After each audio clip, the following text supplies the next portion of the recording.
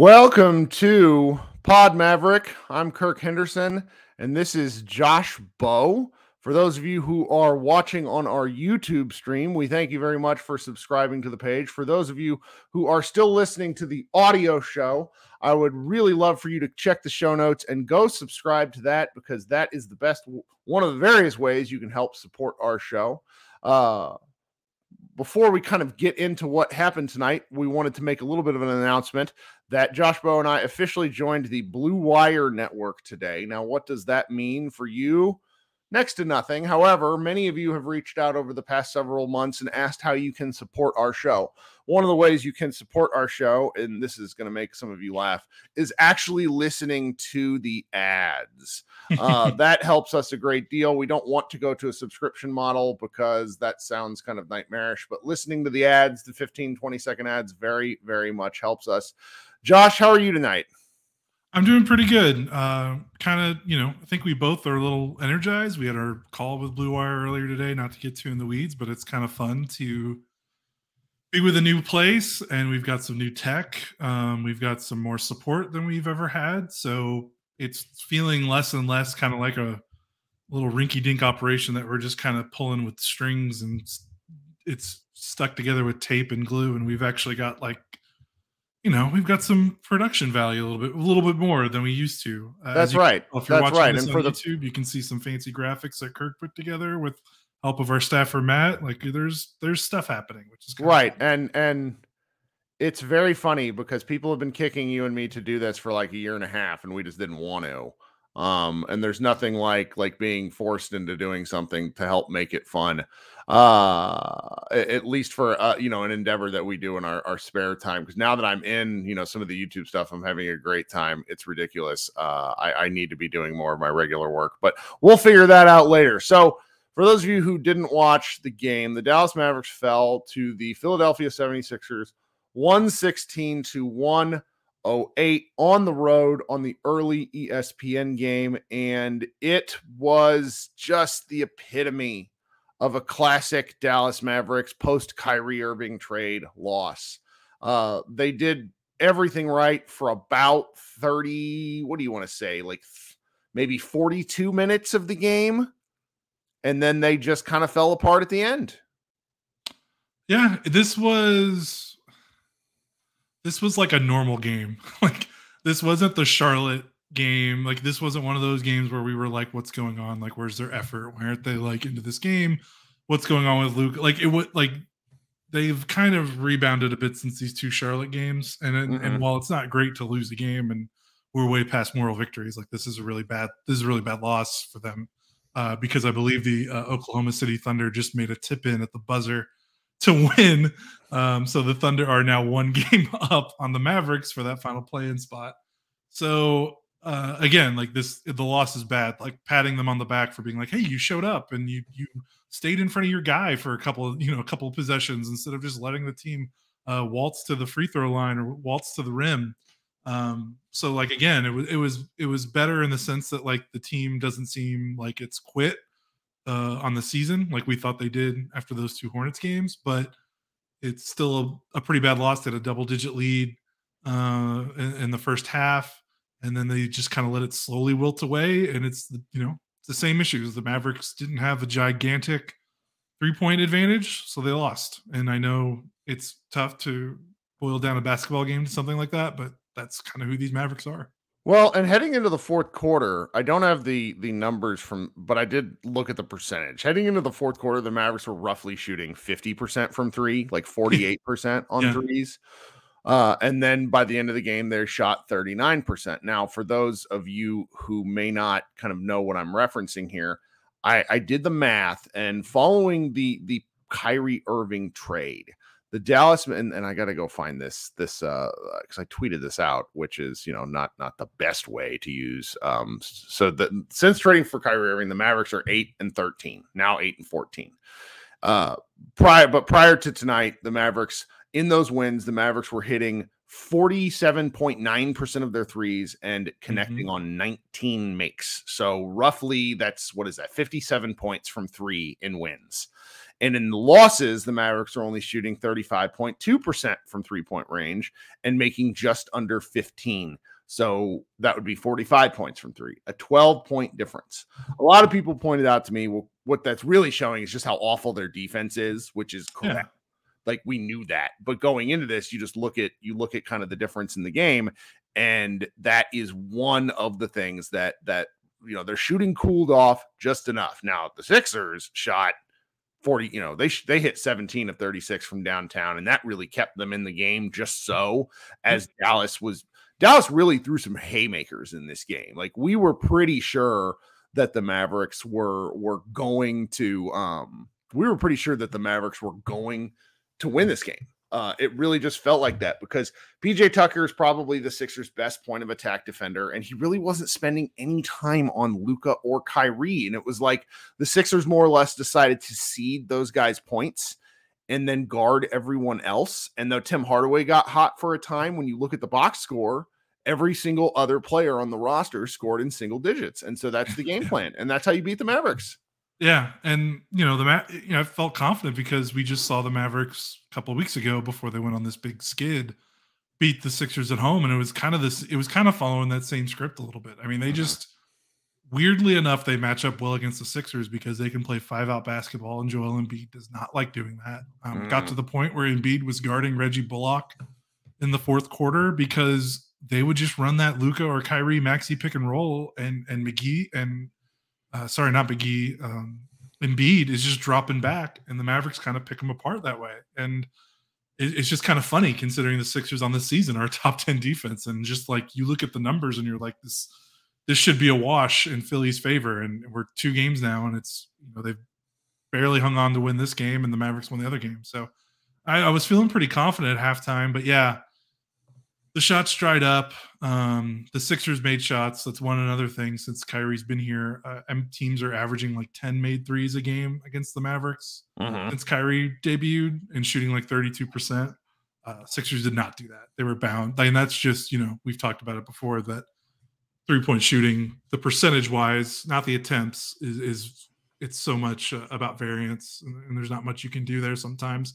You can do a lot to limit the attempts, but in terms of how teams are actually shooting when they shoot, that's pretty tough. And that kind of came back to bite them in this game. But yeah, you're right. Bullock was 1 of 8 from 3, and it's like 7 of those 8 were like wide open, no doubter, like need to knock those down. Maxey was 1 of 4, and that's and those guys only shoot open threes, right? So those guys combined to shoot 2 of 12 from 3 in an 8-point game. Like, that's kind of it. It's pretty nuts. Yeah. Well, and I wanted to give, so for people who are watching on video, I wanted to show sort of a visualization of the Mavericks and how they controlled most of this game.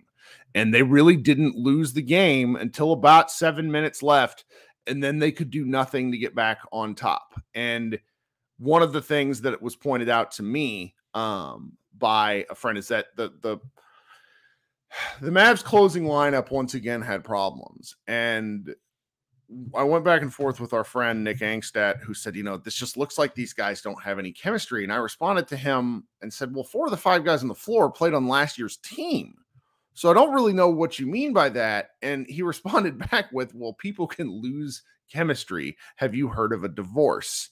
And I thought that was actually not the worst description, because I get where he's coming from in terms of the fact these guys just don't look like they have it, and they look like they know it. And when the shots go away, there's just such a visual, like the Sixers weren't rebounding. The Mavs had numerous second chance opportunities tonight. It was really something to just see what the Mavericks, them slowly collapse. I mean, you go through like the baseline stats in terms of what's been killing them. They split points in the paint with the Sixers. When's the last time that happened? Right. And against a team with Joel Embiid, and they split points in the paint. Well, the Joel Embiid is almost a side conversation. They only got beat on the boards by 3. They got crushed in second chance points. Like that's more or less where the game was lost, 8-25. But fast break points, the margins where they've been getting the crap kicked out of them, they actually did okay. And it's just, it's really surprising with how long they had held on. But I'm just to the point right now where I don't know what's best for this team. I mean, we've kind of talked about how if they were to, like, tanking's not correct. Like, the Mavericks are never going to tank unless they're actually shutting Luka and Kyrie down. That's tanking. The Mavericks, realistically, strategically, like, losing wouldn't be the worst thing for them. We've talked about that, is what I'm getting at. And you watch this tonight, it's like, this is why we're kind of bringing that up, because they just don't have the juice. It's very same stuff, different day. You know what I mean? Yeah, and again, we say all that, and they're 1 game back of 10th, and they're,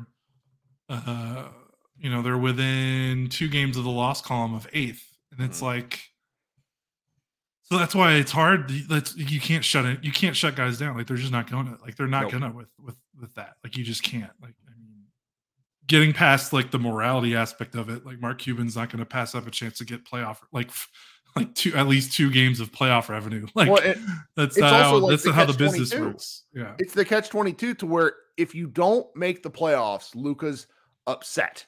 If you do make the playoffs and lose in the first round or lose in the play-in, then you potentially are out of an asset, which Luka will also be upset. Like, it's very, it's damned if you do, damned if you don't. And that's what's disappointing. Now, I know I'm kind of all over the place tonight because, one, we're playing with some new tech and I'm having fun with things, looking around. But the second thing is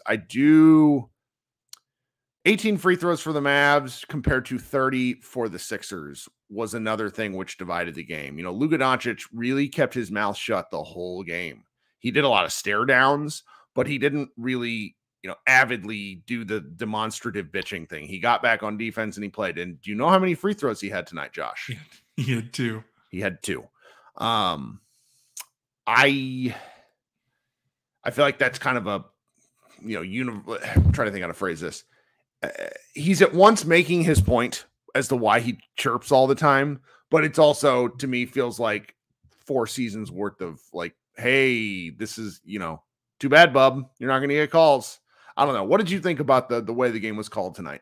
Yeah, I mean, I hate to talk about reffing, and we're both guys that don't like to talk about reffing. And I think it's pretty unanimous. Like, this isn't just like a Mavericks thing. Like, no. I mean, no fan base is ever happy with NBA officiating, but This is a point where, like, me and you have been doing this long enough, and we've been watching long enough. I can't remember just a general consensus of, like, everyone is fed up. Like, every fan base, like media members, people watching the games. It's just, it feels like the officiating has just taken a nosedive, and I think it's because the way the game is called now, and the way that free throws can be, guys can just get like 10 free throws a game. Like, there's more free throws being shot than ever before. So naturally, when you have a night where the whistle doesn't get blown that much, you're going to be like, well, wait, what? Like, these guys, these superstars are averaging 10 free throws a night.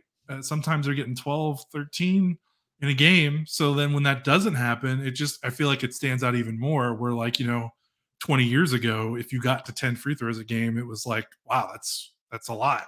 Now 10 just feels kind of like a normal number for a star. So I feel like now that ceiling has been raised in terms of like what's normal for how many fouls get called in a game and how many free throws get called, it just leads to more people getting pissed off now, because now it feels like, well, wait, that was a foul last game. Now it's not a foul this game. And it feels like the games flow a little bit differently from game to game, depending on the officials. I know more officials' names, I feel like, in the last 2 years than I knew when I was like growing up in high school watching these games, when I would get way more upset at basketball games. So it's weird, and this was another game where, it just fell into Philly's advantage. And of course, I mean, it's Harden and Joel Embiid. They're like the 2 best foul merchants in the game. They're at home. They lost 3 in a row. They kind of went to work in terms of like leaning into that. And that's what they did in the fourth quarter. That's kind of how they won. Like, anytime the Mavericks had a chance to kind of get back in the game, maybe they couldn't get a stop. Even when they would get a stop, it would be like a foul. And when the possession and a foul, Sixers shoot 2 free throws, and now you were down 2. Now you're down 8. And it's like, well, what happened? Like, we were playing well. Well, like, what happened? We were getting good stops. We were in position, and it's like, now you got whistled. That's not necessarily all in the Mavericks, but I mean, also the Mavericks are a team that foul a lot. So they are, and they're a team that fouls a lot because they don't necessarily have the bigs that can defend. Now, I will say, I feel that the Mavericks bigs did a reasonable job on Joel Embiid tonight. He played 33 minutes, had 25 points, had 9 boards. So what qualifies as reasonable? Well, considering this guy's pretty capable of getting to the line like 15 times a game, and really can score from all over the place when he chooses to. I thought their funky zone defense, Maxi Kleber also did a pretty good job. But it's when Maxi's just kind of to the point in his career where when he's giving effort on defense, he cannot give effort on offense. And that we saw a lot of that tonight. Like they didn't guard him. They didn't guard Maxi. And so when you don't guard Maxi and you also don't guard Dwight Powell, that leaves, JaVale McGee, who played 6 hard minutes, got 3 rebounds and, had a transition dunk. But it's just another reminder that the Mavericks don't have options. And I don't know. They don't, there's nowhere to go. There's really nowhere to go for this team in terms of defensive options. I mean, you really only have 2 bigs. Like there's Embiid and Jokic, so to a degree it may not matter, but it just sort of stands out in a game like this. I mean, Embiid's averaging 34.5 points per game this month, so that he got 25 and he shot under 50% from the floor. Got to give him credit. That's really good. That's really good. They didn't lose this game because they couldn't guard Joel Embiid, which is like the craziest thing in the world. They lost this game because George Niang and DeAnthony Melton combined to make 9 3-pointers off the bench. They kind of let everyone else get loose. And again, that falls down to they can't contain dribble penetration. It opens up drive and kick opportunities. So it's a shame. Like when the Sixers slowed the game down and tried to kind of pound it with Harden and Embiid, I felt that was when the Mavericks defense was at their best, because I think they appreciate it when the game slows down a little bit when you consider their lack of athleticism. When the bench came in and the ball was popping and you had Maxey and you had Melton that were just kind of really moving the ball and really getting up and down the floor, even if it wasn't a transition opportunity, like those 2 guys are lightning bugs. Like that's when I felt like the defense looked the weakest. And it's kind of weird. You would think looking at Embiid's month that he would score like 50 points in this game. We all made jokes that he was taking the night off against Denver so he could break the scoring record in this game. But it's just kind of funny that they were able to contain that very well. I mean, Dwight Powell didn't do much and he had 3 fouls and only 3 points, 11 minutes. But I mean, he tried. He tried, man. I don't know what else to say. He tried. Like he was battling his ass off. They lost the game in other areas, which is really more frustrating. They only had 14 turnovers, but some of the Mavericks turnovers were a lot of live ball turnovers. Reggie Bullock and Maxi Kleber combined for 6 turnovers. Not good. Like that in a game where that was decided by margins, those 2 having 6 turnovers is pretty remarkable. It's just something to kind of think about. Now those guys had 6 turnovers combined, and they combined to make 4 shots. It's never a good ratio for the Mavericks. So I got one more thing I want to talk about that's related to the Mavericks as a bigger picture. Do you have anything else related to the game? No. We can go to big picture. So yesterday on the Low Post, Tim McMahon went on and they talked specifically building upon something that I had mentioned in the last show about Haralabob talking about the Mavericks and their offense. And essentially boils down to this. The Mavericks have run, at least prior to tonight, a total of 37 pick and roll actions with Luka and Kyrie together in either option. 37, that's all. And in the options where Luka is the ball handler, okay, there's only like 25 of those. They are scoring 1.6 points per possession, which, as Zach Lowe referred to it, he said the Harlem Globetrotters couldn't do that against the Washington Generals. With Kyrie as the ball handler, only 12 possessions, they're scoring 1.5 points per possession. Now, it's extremely important to understand that this is such a preposterously small sample size that it's really easy to overread into this. But what it does say is that the Mavericks don't use these actions near enough. And we started talking about this tonight on Twitter. Bob Sturm of The Ticket posted a question of like, why is there so much my turn, your turn? I asked if he had heard about this, heard that portion of the podcast. He said he did hear Tim McMahon and Lowe talking about that, to which The Athletics' Tim Cato jumped in and said, I asked Kid about this before the game, not directly, but how the coaching staff uses Luka and Kyrie. He had clearly heard what Zach Lowe had said. Also said one reason why they don't run more of these type sets is because it would make them more tired playing defense, which is just fucking preposterous. Sorry. They're bad at defense. How about we score more if that's the case? Like, I hate that excuse. It's an excuse. And there's something to the argument, and Lowe and McMahon talked about this, whether it's on Luka and Kyrie or the coaching staff. Like Lowe specifically said that you can tell they've run some of these coming out of like the start of the quarter where Kid can really tell them what to do. And so it really makes you wonder whether it is Luka and Kyrie, because both of them do play a lot of minutes and need to go stand. And it's been on my mind and I wanted to talk about it. You have any thoughts? Yeah. I mean, we've been through 2 coaching staffs. This is now the second attempt with Kyrie to give Luka a proper co-star. The first time was, of course, Kristaps.